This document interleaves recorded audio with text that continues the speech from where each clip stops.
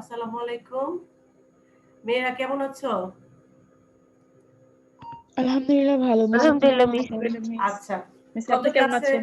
হ্যাঁ, আলহামদুলিল্লাহ। গত ক্লাসে আমাদের ৪ নাম্বার কোয়েশ্চেনটা পড়ানো হয়েছিল ক আর খ। গ নাম্বারটা বাড়ির কাজ ছিল। মনে আছে? জি মিস। আচ্ছা। ক নাম্বারটা আরেকটু আমি ১ম যেটা বলছি যে বিক্রয় আমাদের কি ছিল? যে বিক্রয় ৩,২৫,০০০ টাকা, বিক্রিত পণ্যের ব্যয় মাইনাস করে আমরা মোট মুনাফা পেয়েছিলাম। আর খ নম্বর প্রশ্নে আমাদের বিশদ আয় বিবরণী করতে বলা হয়েছিল। বিশদ আয় বিবরণী করে আমরা পরিচালন মুনাফা ২৯,০০০ টাকা, নিট মুনাফা ৬০,০০০ টাকা পেয়েছিলাম। এখন আমাদের বলছে আর্থিক অবস্থা বিবরণী করতে, যেটা তোমাদের বাড়ির কাজ দিয়েছিলাম। তোমরা একটু যারা করেছো খাতাটা সামনে রাখো, আর যারা করনি তারা একটু করে নাও।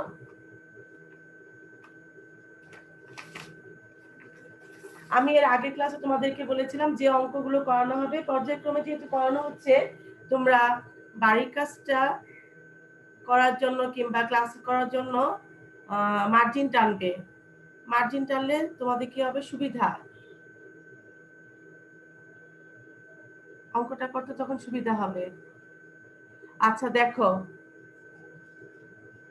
৪ নাম্বার কোশ্চেনে রেওয়া মিলে আমাদের দেখো আসবাবপত্র দেওয়া ছিল কত টাকা? রেওয়া মিলে আসবাবপত্র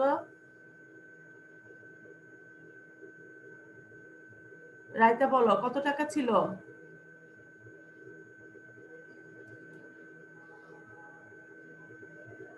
১,০০,০০০ টাকা। হ্যাঁ, ১ লক্ষ টাকা। আর দেখো আমাদের কি বলা ছিল যে অবচয় 10%, যেটা আমরা খতে 10% অবচয় বের করেছিলাম। তাহলে আসবাবপত্র ১ লক্ষ টাকা, পুঞ্জীভূত অবচয় ১ লক্ষ টাকার উপর 10% কত? ১০,০০০ টাকা। ১ লক্ষ টাকা থেকে ১০,০০০ টাকা মাইনাস করে তাহলে পেলাম কত? ৯০,০০০ টাকা। আমাদের আর কোনো স্থায়ী সম্পদ নেই প্রশ্নে। সাধারণত আর ২টা নাম বলবে স্থায়ী সম্পদের। তোমাদের মধ্যে কে একজন? আসবাবপত্র ছাড়া আর ২টা নাম বলো তো স্থায়ী সম্পদের। মিস যন্ত্রপাতি আর মণিহারি। মণিহারি হচ্ছে তোমার মুনাফা জাতীয় খরচ।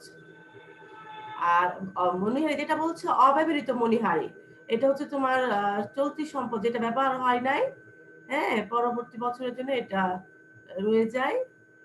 এই জন্য এটা অব্যবহৃত মণিহারিটা চলতি সম্পদ হিসেবে গণ্য হয়। কিন্তু মণিহারি এমনি খরচ তোমার, মুনাফা জাতীয় খরচ।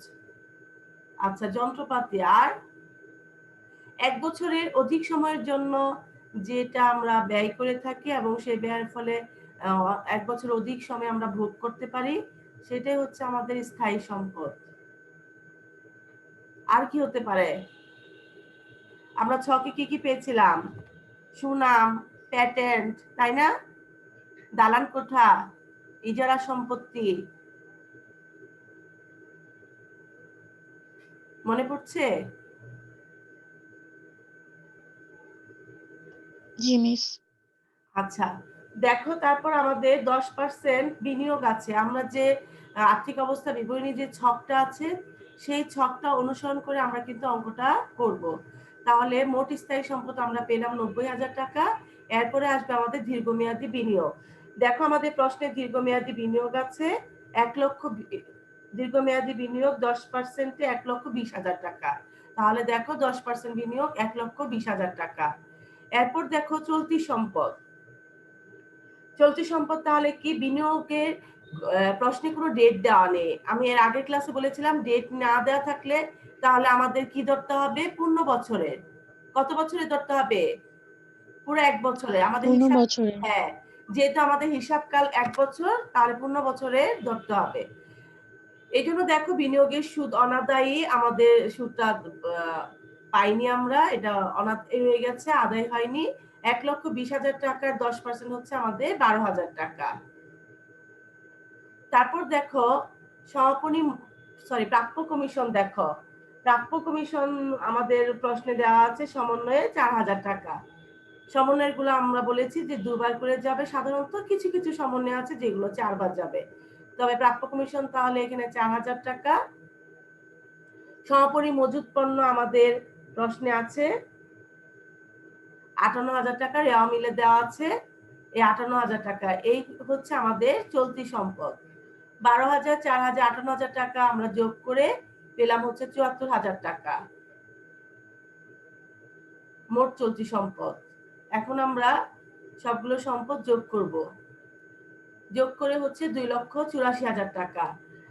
তোমাদের কাছে আমার যেটা রিকোয়েস্ট, আমি যখন বাড়ির কাজ দিব তোমাদেরকে যতটুকু পারো, পুরো অঙ্কটা না করতে পারলে যতটুকু পারবে ততটুকু করে রেখে দাও। পরবর্তী যখন ক্লাস আলোচনা করা হবে তারপর থেকে আবার শুরু করবে, এবং যে জায়গাটা বুঝতে পারছো না তাহলে সেটা ক্লিয়ার হয়ে যাবে। মানে অঙ্ক বুঝতে পারছি না, করব না, এরকম করবে না। যতটুকু পারবে করার চেষ্টা করবে। ধরো তুমি স্থায়ী সম্পদ পর্যন্ত করেছো, আর পারছো না, ঠিক আছে এটুকু করো। কিংবা দীর্ঘমেয়াদী বিনিয়োগ পর্যন্ত করেছো, কিংবা স্থায়ী সম্পদ দীর্ঘমেয়াদী বিনিয়োগ করতে পারো না, চলতি সম্পদগুলো করতে পেরেছো, তাহলে ওইটুকু করো। এটুকুর জন্য ফাঁকা রাখো ঘর। এভাবে মানে মোট কথা হচ্ছে বাড়ি কাজগুলো করবে। আর স্কুল যখন খুলবে তখন কিন্তু এগুলো চেক করা হবে। তোমরা প্রতিদিনের ক্লাসের তারিখ অনুযায়ী কাজগুলো করে রাখবে। তাহলে এখন এই মোট সম্পদ নিয়ে কোনো কার প্রশ্ন আছে? মেয়েরা বুঝতে পেরেছো? জি মিস। কার কোনো সমস্যা আছে এটুকু?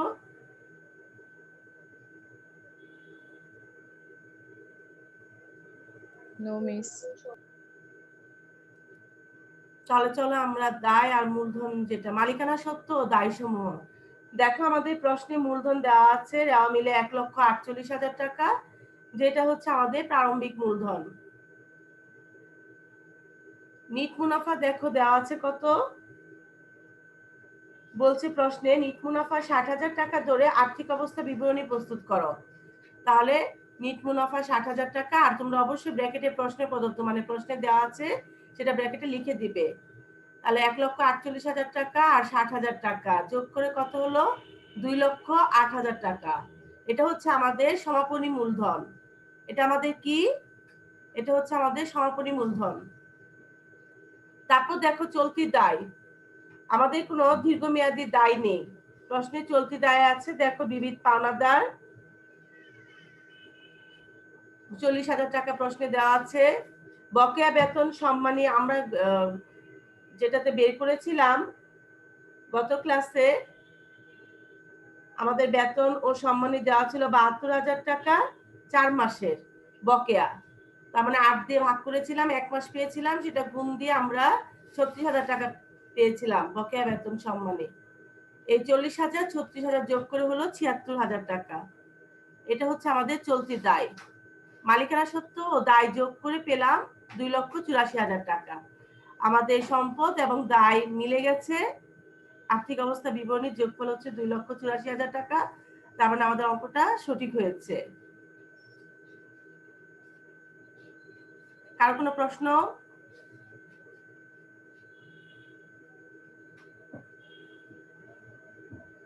মেয়েরা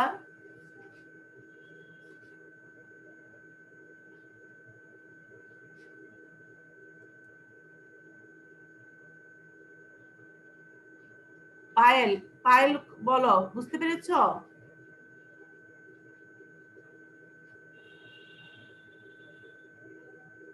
মিস আরেকবার একটু বুঝিয়ে দিবেন? কোনটা মা বলো,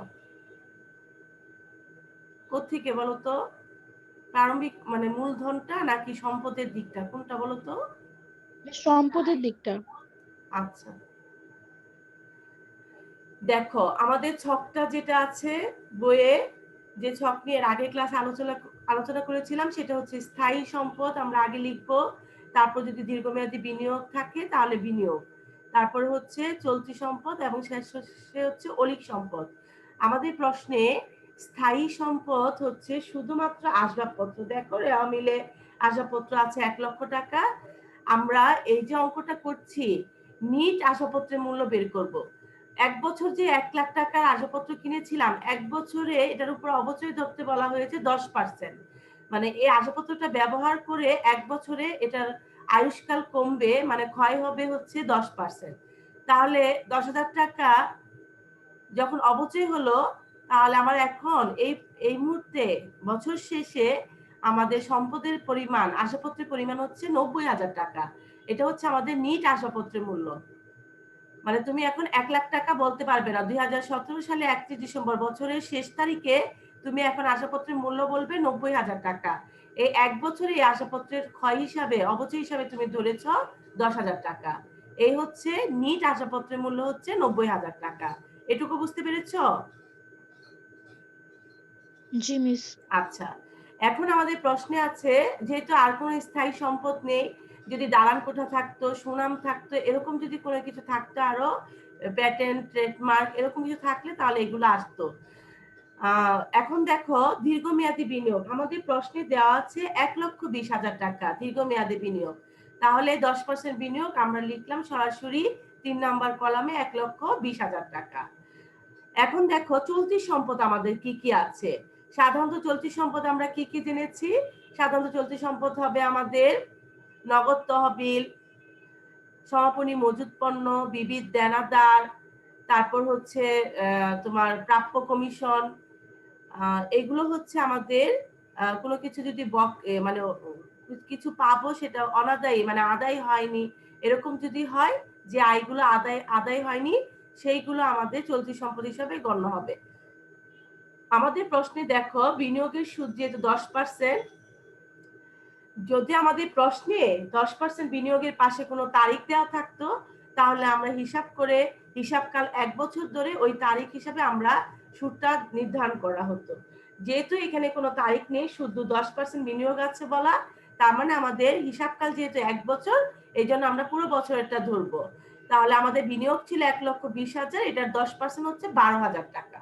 এই জন্য বিনিয়োগের সুদ অনাদায়ে আসলো 12,000 টাকা। তারপর দেখো সমন্বয়ে প্রাপ্য কমিশন দেওয়া আছে 4,000 টাকা। মানে প্রাপ্য কমিশন মানে অনাদায়ী, এই কমিশনটা তোমার পাওয়ার কথা ছিল, কারবারের জন্য এটি আয় পাওয়া যায়নি, অনাদায়ী আছে, এই জন্য এটা চলতি সম্পদ হিসাবে গণ্য হচ্ছে 4,000 টাকা।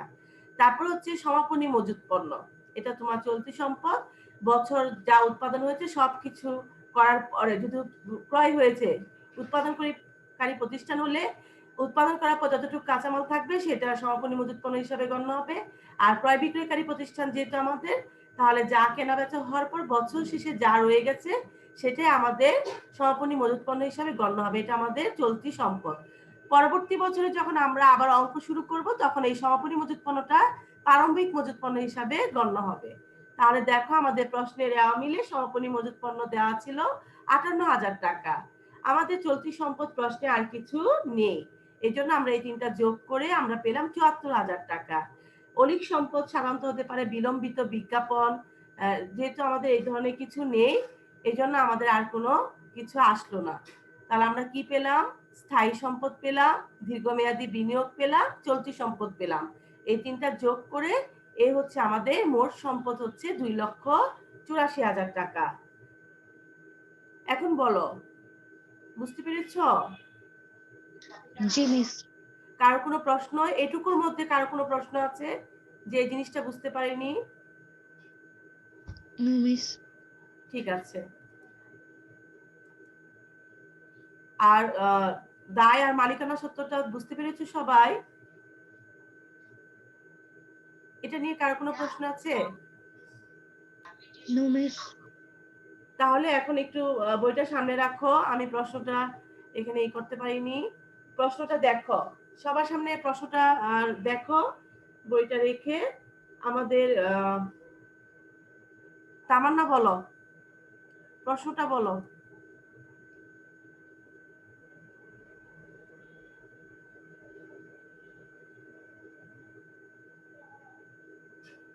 5 নম্বর প্রশ্ন, পৃষ্ঠা 174।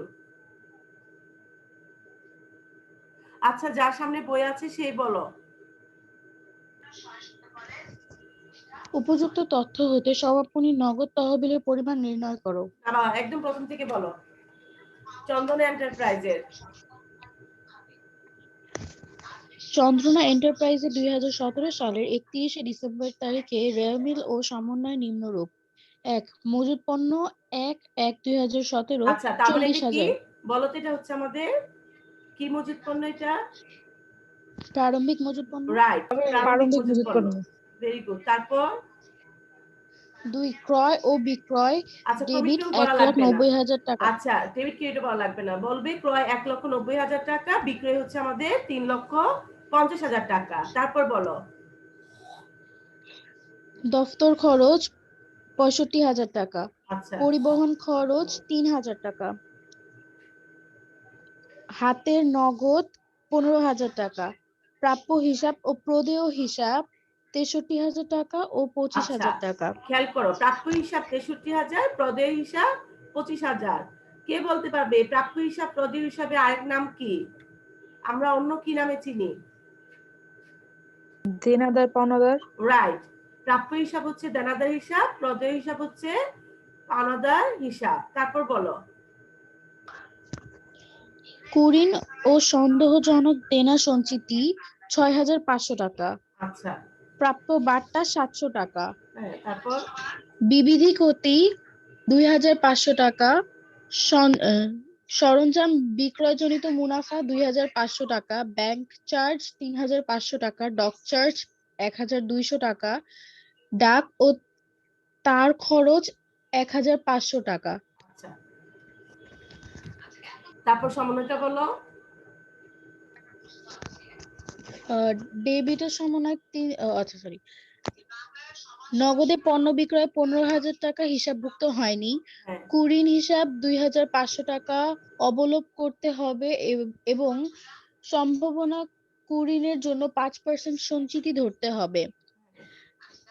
ব্যবসায় মালামাল পরিচালনা মামলা খরচ প্রদান মামলা 5,000 পরিচালনা টাকা, খরচ। ব্যবসায়ের মামলা পরিচালনা খরচ প্রদান 5,000 টাকা যা হিসাবভুক্ত হয়নি, অলিখিত আন্তঃফেরত 2,000 টাকা ও বহিঃফেরত 1,000 টাকা। আচ্ছা কে বলতে পারবে আন্তঃফেরত এবং বই ফেরতের আরেক নাম কি?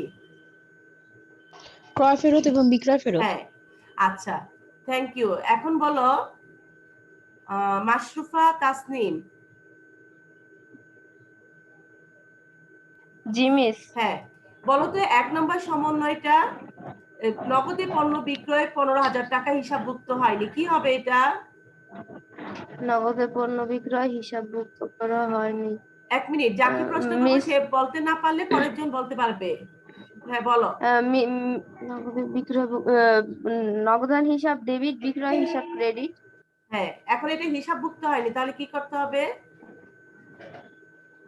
দেখো নগদ খেয়াল করো, তহবিলে। খেয়াল করো মাশরুফা, তুমি বলেছ নগদে পণ্য বিক্রয়, হ্যাঁ তাহলে নগদের হিসাব ডেবিট, বিক্রয় হিসাব ক্রেডিট। তার মানে কি কারবারে নগদ টাকা আসছে, সম্পদের পরিমাণ বেড়ে গেল, অন্যদিকে কি হচ্ছে বিক্রয় কি কারবারের জন্য আয়, তাই না? বিক্রয়টা কারবারের জন্য আয় জি না, মিস। তাহলে আয়ের জি মিস। পরিমাণও বেড়ে যাচ্ছে। তাহলে এখন কি হবে, এটা আমাদের কাজটা কি করতে হবে তাহলে বলো তো? সমন্বয়গুলো আমি কি বলেছি দুবার করে যাবে, তাই না? আর কিছু কিছু সমন্বয় 4 বার, সেটা পরে আলোচনা করব, কিন্তু 2 বার। তাহলে এখানে তো আমরা 2টা পেয়েই গেলাম। দেখো একদিকে কি পেয়ে গেলাম, নগদ টাকার পরিমাণ বেড়ে যাবে বলা হচ্ছে, অন্যদিকে কি হচ্ছে আয়ের পরিমাণ বেড়ে যাবে, বিক্রয়ের পরিমাণ। তাহলে কি করতে হবে বলো তো, আমি সহজ করে দিলাম। কে বলতে পারবে এটা যে 2 বার যাবে, 2 বার কোথায় কোথায় কাজ করব আমরা? তোমাদের মধ্যে কেউ বলতে পারবে? আচ্ছা ঠিক আছে আমি বলছি, দেখো নগদে পণ্য বিক্রয় 15,000 টাকা, তার মানে মাশরুফা বললো নগদান হিসাব ডেবিট, বিক্রয় হিসাব ক্রেডিট। আমি বললাম হ্যাঁ, কারণ নগদ সম্পদের টাকা বেড়ে গেল, সম্পদের পরিমাণ বেড়ে গেল, এই জন্য নগদান হিসাব ডেবিট, সাথে সাথে আয়ের পরিমাণ বেড়ে গেছে, এই জন্য বিক্রয় হিসাব ক্রেডিট। তাহলে আমার বিক্রয়ের পরিমাণ বেড়ে গেল না মেয়েরা? জি মিস। বিক্রয় পরিমাণ বেড়ে গেছে, বিক্রি করেছি আরো নগদে পণ্য বিক্রয় 15,000 টাকা হিসাবভুক্ত হয়নি, আমি যা বিক্রি করেছিলাম তার মধ্যে 15,000 টাকা বিক্রিটা আমি বিক্রয় হিসাবে লিখি নাই। তাহলে আমার কি করতে হবে, এখন বিক্রয় পরিমাণ বেড়ে গেছে না, তাহলে আমার যেটা বিক্রয় করেছিলাম আমি বিক্রয় হিসাবে লিখি নাই, তাহলে এখন আমার লিখতে হবে না? জি মিস। তাহলে জি কি মিস। জি মিস। তাহলে আমার বিক্রয়ের ঘরে কি বিক্রয়ের সাথে আমার কি হবে, যোগ অলিখিত বিক্রয়। ঠিক আছে, যোগ অলিখিত নগদ বিক্রয়। ক্লিয়ার এটুকু? মিস আরেকবার একটু বুঝিয়ে দিবেন। জি মিস। তুমি নগদে পণ্য বিক্রি করেছ, যা হিসাবভুক্ত, তুমি যে হিসাব রাখছো সেখানে এই 15,000 টাকার হিসাবটা তুমি লিখতে ভুলে গেছো, তুমি রাখোনি, হিসাবভুক্ত হয়নি, মানে হিসাব ওইখানে লিখে রাখোনি। তাহলে এখন তোমার এখানে লিখতে হবে না? জি মিস। তখন কি করতে হবে? ধরো তুমি বিক্রয় দেখিয়েছো 1 লক্ষ টাকা, কিন্তু আসলে তোমার বিক্রয় হয়েছে 1,15,000 টাকা। 15,000 টাকা লিখতে তুমি ভুলে গেছো। তাহলে এখন 1 লক্ষ যোগ যেটা ভুলে গেছো, তাহলে সেই বিক্রয়টা তোমার লিখে 1,15,000 টাকা করতে হবে না? জি মিস। এই জন্য। তাহলে এটা কি হচ্ছে? নগদে যে পণ্য বিক্রয় করেছিলে 15,000 টাকা, সেই 15,000 টাকা বিক্রয়টা হিসাবভুক্ত হয়নি। তাহলে আমাদের এখন কি করতে হবে? সেটা হিসাবভুক্ত করতে হবে। তাহলে করতে গেলে কি করতে হবে? আমাদের বিক্রয়ের সাথে যোগ অলিখিত নগদ বিক্রয় যেটা, সেটা যোগ করব। সাথে সাথে কি করতে হবে? যেহেতু জাবেদাটা বলা হচ্ছিল নগদান হিসাব ডেবিট, বিক্রয় হিসাব ক্রেডিট, তাহলে আমার নগদ টাকার পরিমাণও বেড়ে যাবে। সাথে সাথে আমি নগদের ঘরেও যখন আমি আর্থিক অবস্থা বিবরণী প্রস্তুত করব, তখন নগদের ঘরেও সেই অলিখিত নগদ বিক্রয় হিসাবে নগদের টাকার পরিমাণও বেড়ে যাবে।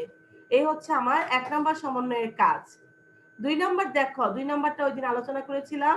কুরিন হিসেবে 2,500 টাকা অবলোপন করতে হবে এবং সম্ভাব্য কুরিনের জন্য 5% সঞ্চিতি ধরতে হবে। কুরিন হিসেবে অবলোপন মানে এটা হচ্ছে নতুন কুরিন। প্রশ্নে দেখো আমাদের প্রাপ্য হিসাব কি ছিল? 63,000 টাকা। আমরা 63,000 টাকা থেকে 2,500 টাকা কি করব? মাইনাস করব। এটা হচ্ছে নতুন কুরিন।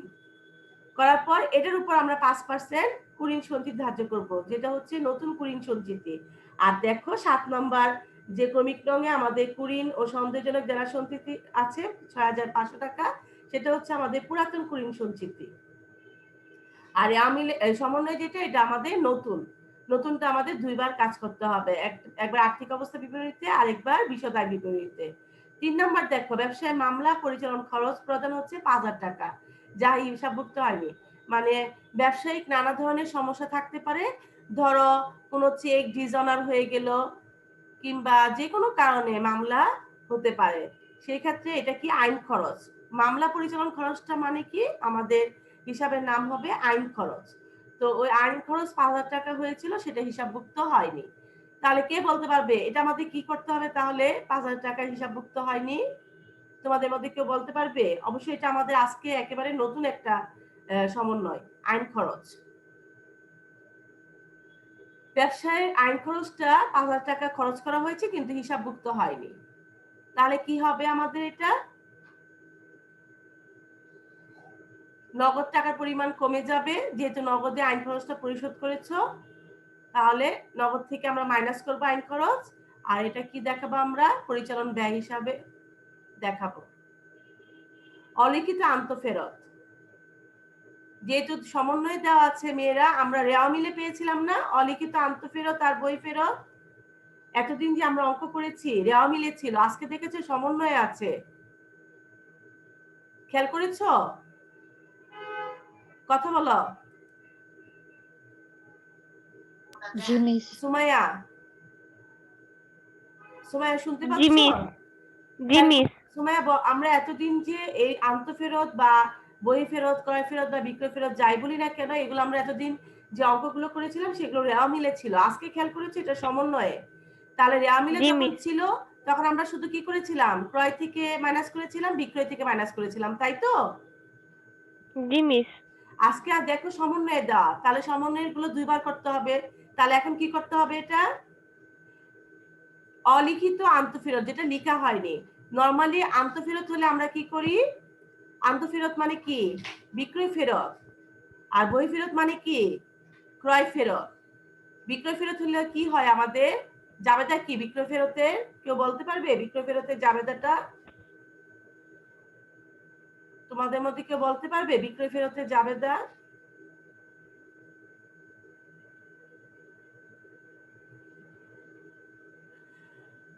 বাকিতে পণ্য বিক্রি করলে কি সৃষ্টি হয় এটা বলো আগে।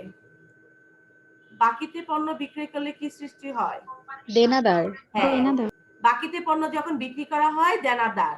যেরকম রায়তার কাছে আমি 50,000 টাকার পণ্য বাকিতে বিক্রি করেছি, রায়তার কাছে আমি এই 50,000 টাকা পাবো।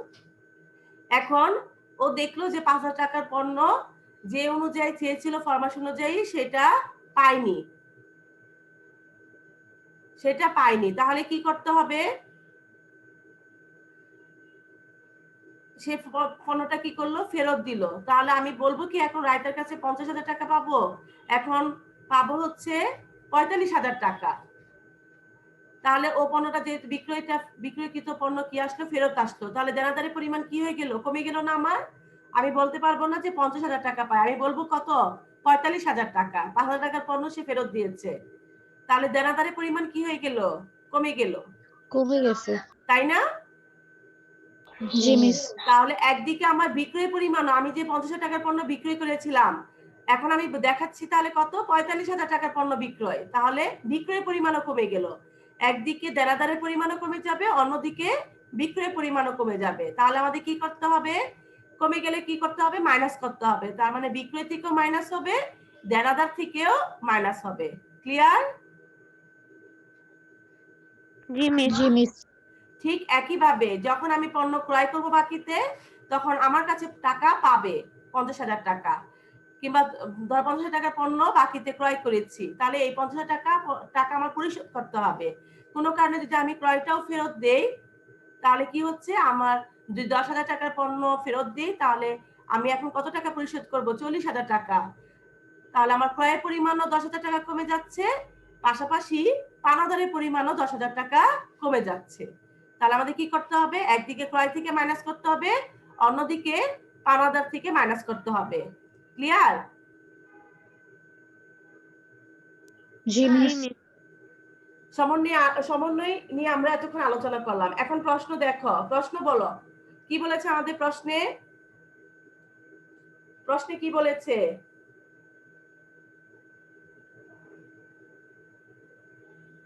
বলো।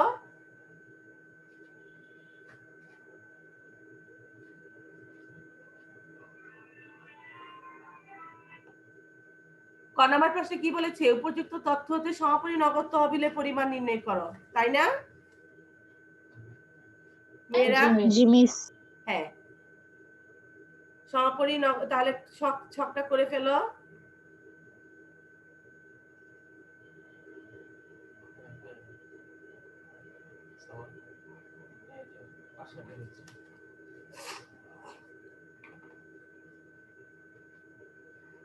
দেখো আমাদের প্রশ্নে দেখো হাতে নগদ 15,000 টাকা, ব্র্যাকেটে কি লিখবে? প্রশ্ন প্রদত্ত। পেয়েছো? রেওয়ামিলের দিকে 15,000 টাকা মেয়েরা পেয়েছো? 15,000 টাকা হাতে নগদ। জি মিস। আচ্ছা, এখন দেখো 1 নম্বর সমন্বয়ে নগদে পণ্য বিক্রয়, আমরা সমন্বয়গুলো আলোচনা করেছি।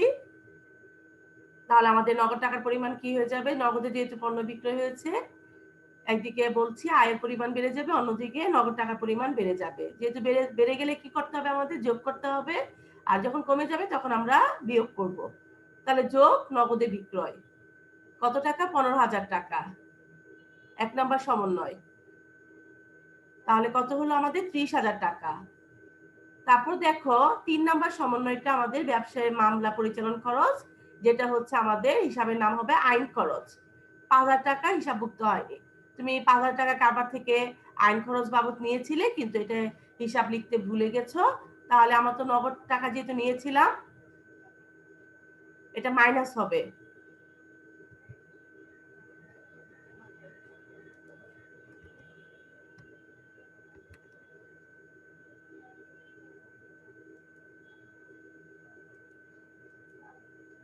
তাহলে মাইনাস অলিখিত আইন খরচ আমাদের কত? 5,000 টাকা। যেহেতু কারবার থেকে এই টাকাটা খরচ হয়েছে, তাহলে আমার নগদ টাকার পরিমাণ কি হয়ে গেল? কমে গেল। 30,000 থেকে তাকে 5,000 টাকা মাইনাস করলে তাহলে হচ্ছে 25,000 টাকা। এই হচ্ছে আমাদের সমাপনী নগদ তহবিল। এটুকুর মধ্যে কারো কোনো প্রশ্ন থাকলে বলো।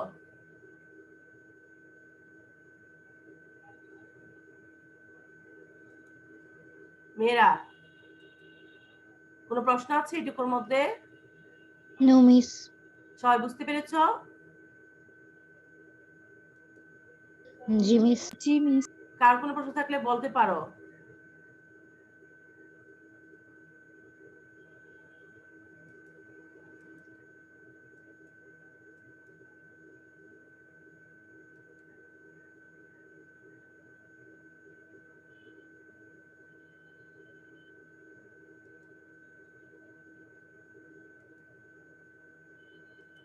ঠিক আছে, তারপর দেখো 5 ক্ষয় প্রশ্ন আমাদের বলছে বিশদ আয় বিবরণী প্রস্তুত করা, মোট মুনাফা বা ক্ষতি নির্ণয়।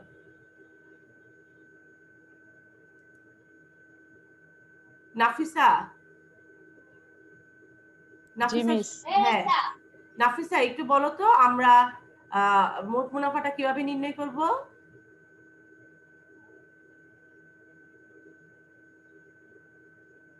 কে বলতে পারবে তোমাদের মধ্যে মোট মুনাফা কিভাবে নির্ণয় করব, নিয়মটা কি?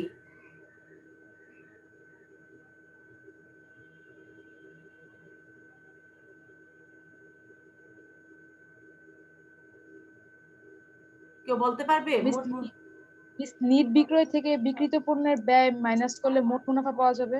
হ্যাঁ, বিক্রয় থেকে বিক্রিত পণ্যের ব্যয় মাইনাস করলে আমরা মোট মুনাফা পেয়ে যাব। এখন আসো আমাদের প্রশ্নে বিক্রয় দেওয়া আছে কত টাকা? 3,50,000 টাকা। পেয়েছ?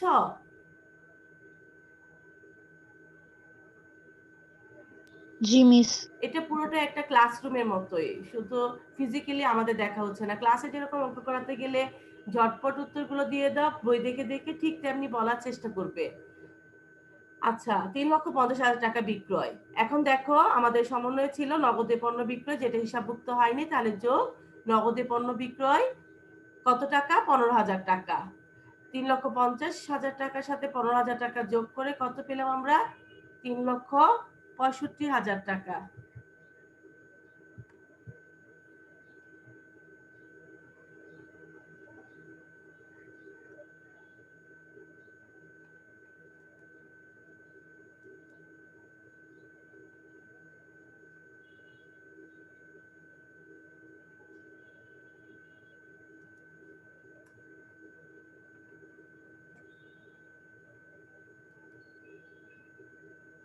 $3,65,000 টাকা।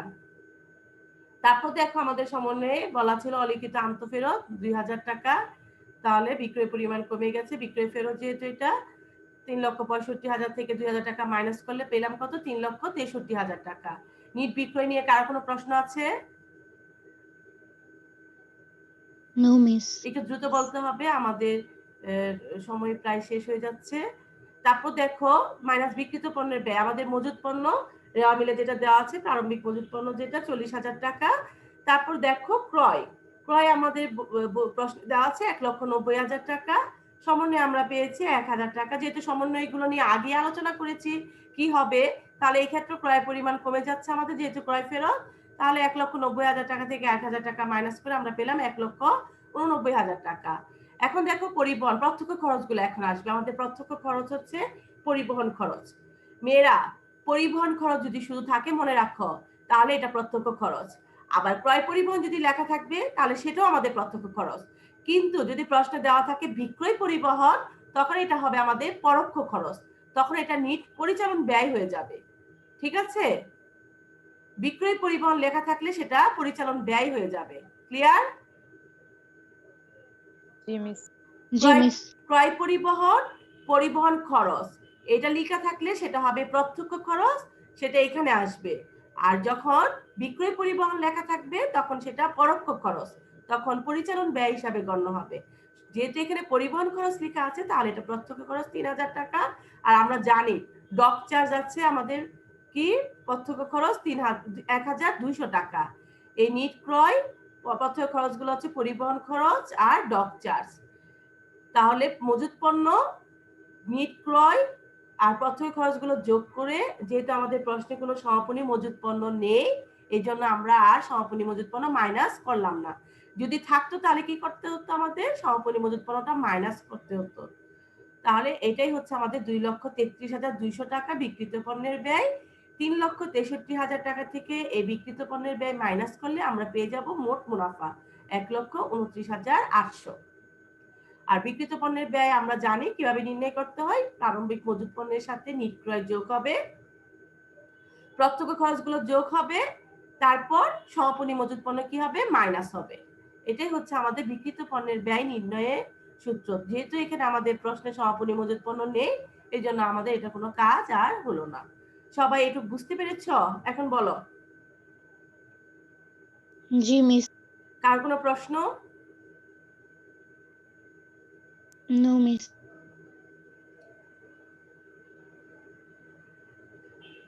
তাহলে তোমাদের বাড়ির কাজ হিসাবে ঘ নাম্বারটা থাকলো মোট মুনাফা 1,34,800 টাকা ধরে নিট মুনাফা বা ক্ষতি নির্ণয় করো।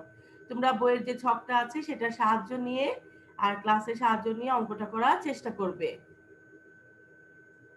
কার কোনো প্রশ্ন নেই? একেবারে প্রশ্ন অঙ্ক করতে গিয়ে যদি কোনো সমস্যা থাকে সেটা বলতে পারো।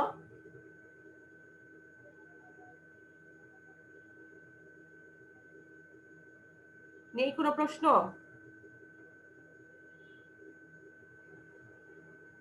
তাহলে ক্লাস এখানেই শেষ করছি। তোমরা সবাই ভালো থেকো, বাড়ির কাজটা করার চেষ্টা করবে। আল্লাহ হাফেজ। মিস আসসালামু আসসালামু আলাইকুম। আলাইকুম। ওয়ালাইকুম মিস আসসালাম। আসসালামু আসসালামু আলাইকুম। আলাইকুম ম্যাম। ওয়ালাইকুম আসসালাম।